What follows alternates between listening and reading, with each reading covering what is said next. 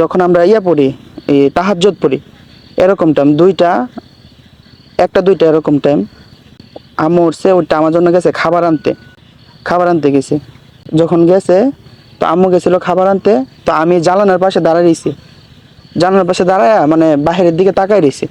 তখন তো গভীর অন্ধকার, তাকায় রইছি। তখন হঠাৎ করে একটা কালো একটা ছায়া আপনার মানে আকাশ দিয়ে উড়ে যাইতেছে।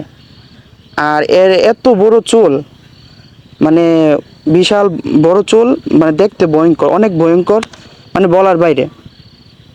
তো আমি তাকায় রইছি, তো হঠাৎ করে গিয়ে আপনার আমার চোখটা ওর দিকে পড়লো।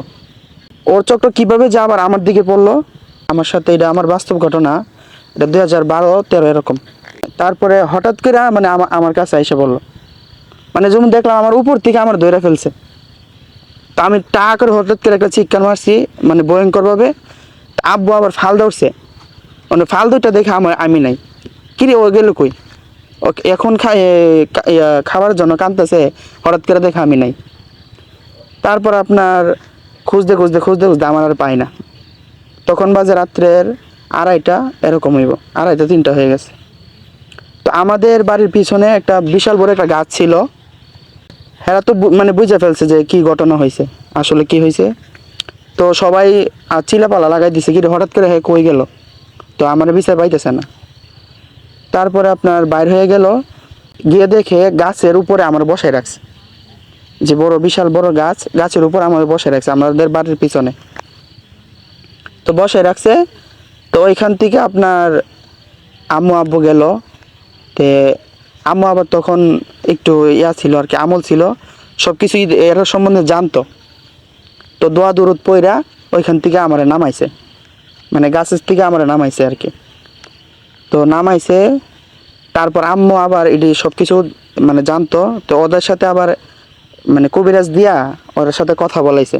ওরা মানে বড় কিছু চাহিদা করছে আর কি, যে একটা গরু দেওয়ার জন্য, যে গরু দিলে তোর ছেলের আমরা ছেড়ে দিমু, ঠিক আছে। তো আব্বু বলতেছে, আমাদের তো এত তৌফিক নাই যে তোমাদেরকে এত বড় জিনিস আমি দিতে পারবো, ছোটোখাটো কিছুর মধ্যে আসো, আমরা এটা সমাধান করব। তারপরে ওরা মানে না, যে না দিব না। তে আবার যে কবিরাজ দিয়ে আপনার ইয়া করছে, তো ওরা আবার রিকোয়েস্ট করছে, তোর ছাড়বি কিনা, না ছাড়বি। পরে অনেক রিকোয়েস্ট করার পর আবার ছাড়ছে। তারপর আপনার এই 10 কেজি মিষ্টি চাহিদা করছে। তো মিষ্টি চাহিদা করছে আপনার, যে গাছ আছে না, গাছের ওই পারে আবার একটা পুকুর ছিল, বিশাল বড় পুকুর, অনেক জোর জঙ্গল ছিল আমাদের বাড়ির পিছনে। তারপর আপনার ওইখানে পুকুরের পিছনে যে বলছে, ওরা আবার বইলা দিছে যে এমন জায়গাত নিয়ে এটা দিয়ে আসবা, আর পিছনে কেউ তাকাবা না, দিয়া সাথে সাথে চলে আসতে পারবা। আর টাইমটা দিছে মাগরিবের পর, মানে মাগরিবের আজানের আগে, মাগরিবের এই আজানের টাইমে আর কি, আসরের পর মাগরিবের আগে এরকম টাইমে, যে দিয়া পিছনে না তাকানোর জন্য দিয়া। তারপর আপনার পানির মধ্যে ছাইরা 10 কেজি মিষ্টি দিছে, পানির দিকে ছাইরা তারপর আয়সা পড়ছে। তারপরে একটা কবিরাজ আমার একটা তাবিজ দিছিল, তাবিজ দেওয়ার পর আলহামদুলিল্লাহ আস্তে আস্তে আমি সুস্থ হয়েছি।